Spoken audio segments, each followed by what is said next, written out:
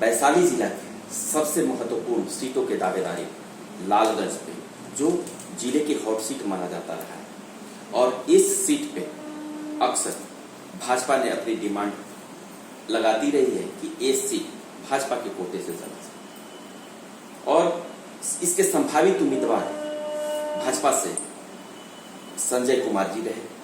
पर भाजपा में ऐसा क्या चला कि जो पार्टी से अलग हटकर निर्दलीय के रूप में इन्होंने अपनी नामांकन की सोची है। मैं बात कर रहा हूं संजय कुमार जी से। संजय कुमार जी ने पार्टी से लगातार जुड़कर 33 साल से भारतीय जनता पार्टी में अपनी सेवा दी। जानने का प्रयास करता हूं संजय कुमार जी से। संजय जी, आप ये बताएं कि आखिर पार्टी में आपकी नाराजगी क्यों? देखिए, नाराजगी पार्टी में बिल्कुल नहीं है। पार्टी जो वर्तमान में जिस दिशा में जा रही है, मैं ऊपर की बात नहीं कर रहा हूं, लेकिन नीचे स्तर पर जहां जो राज्य के स्तर पर और नीचे जो बात हो रही है, उसमें पहले की बात और अब में बहुत अंतर आ गया। अब इस प्रकार से लोग नहीं समझते कि हमारा कौन निष्ठावान कार्यकर्ता है, तो ये थोड़ा पहले भी और छूटा है। अब इधर आ गया है कि जो ज्यादा सक्षम है और जो ज्यादा लोकप्रिय हैं, जिनके पास ज्यादा क्षमता है, उनको नीचा रखने का प्रयास किया जाता है। तो जब बीजेपी से आप निर्दलीय के रूप में लड़ रहे हैं, बाकी बीजेपी के टिकट पे लोग लड़ रहे हैं, तो सीटों इस सिस्टम में कहीं भाजपा कैडर की बंटवारा तो होगी ही होगी। अब उस कंडीशन में लोग किसके पक्ष में जाएंगे ये कहना मुश्किल है, जबकि विपक्ष आपके हमेशा लगातार ही मुद्दे उठाती रही है कि भाजपा खुद में दरार हो गई। भाजपा में दरार की बात नहीं है। जो हमारा समाज जैसा बन रहा है, उसकी प्रतिछाया तो सभी क्षेत्रों में पड़ती है, और इस कारण से कुछ लोग इधर उधर हो सकते हैं। सामान्यतया सारे कार्यकर्ता मेरे साथ हैं, और उनकी ही बदौलत और उनके ही दबाव में मैंने चुनाव लड़ने का निर्णय किया। ये लालगंज विधानसभा से विकास के 5 साल, आपके विधायक की विकास के 5 साल कैसे गुजरे और कितने हद तक बदलाव हुई लालगंज में?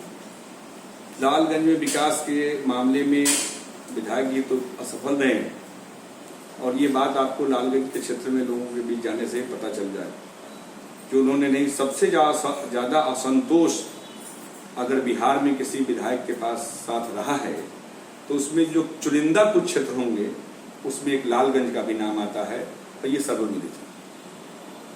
आप अपने जीत के प्रति कितना आश्वस्त? पूरी तरह आश्वस्त हूँ। 15 साल बनाम 15 साल को आप कैसे देखते हैं? 15 साल बनाम 15 साल में तो ये इस अंतर को तो जरूर मैं स्वीकार करूंगा कि पिछले 15 साल में काम अच्छे हुए, इसको नहीं नकार सकता। काम अच्छे हुए हैं, पहले की तुलना में काम ज्यादा हुए हैं। हाँ, इस 15 साल में पहला 5 साल का जो कार्यकाल था, वो दोबारा और तिबारा नहीं लौटा है, ये सच्चाई। भ्रष्टाचारी बढ़ गई है, अफसरशाही बढ़ गई, लोग का आरोप है। देखिए, भ्रष्टाचार को समाप्त करने का एक तरीका है, वो चुटकी बजा के समाप्त नहीं हो पाता, और उस मामले में सरकार ने, खास करके केंद्र सरकार ने जो बातें सोची है कि सीधे सीधे हम लोगों के हाथ में भेज रहे हैं, उनके खाते पर पैसे भेज रहे हैं, तो बहुत सारे बिचौलियों का काम तमाम हुआ है। लेकिन जहां ये सिस्टम नहीं है, वहां पर भ्रष्टाचार तो कायम है, वो दिखता है। अगर आपके पास प्रतिनिधित्व मिलते हैं, तो लालगंज में वैसा कौन सा क्षेत्र होगा जहां आप विकास करना चाहेंगे, जो कभी अधूरे रहे थे, जब किसी के सपने रहे थे, जो आप साकार करने का प्रयास करेंगे? देखिए, एक तो लालगंज को अनुमंडल बनाने की मांग है बहुत वर्षों से, तो उसके लिए मैं प्रयास करूंगा पूरा। वो मेरे हस्ताक्षर से तो होने वाला नहीं है, लेकिन मैं पूरा इसको सदन में ले जाकर और उस बात को पूरा कराने का प्रयास करूंगा। उस सराय है, उसको प्रखंड बनाना है, उसके लिए भी बात होगी, उस पर भी काम करूंगा।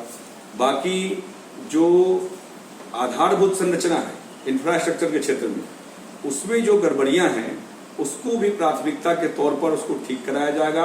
अस्पताल हैं, या सड़क की स्थिति है, या पानी की स्थिति है, उन सब चीजों में भी प्राथमिकता पर लग के कराएंगे। कभी कभी सरकार जो निर्णय करती है, और योजना लाती है उसका क्रियान्वयन जमीन पर सही से नहीं हो पाता, तो एक जनप्रतिनिधि का एक दायित्व होता है कि सरकार ने जिस काम को अपने हाथों में लिया है उसका क्रियान्वयन सही तरीके से जमीन पर उतर जाए, उसके लिए मैं सतत प्रयासशील हूँ। धन्यवाद।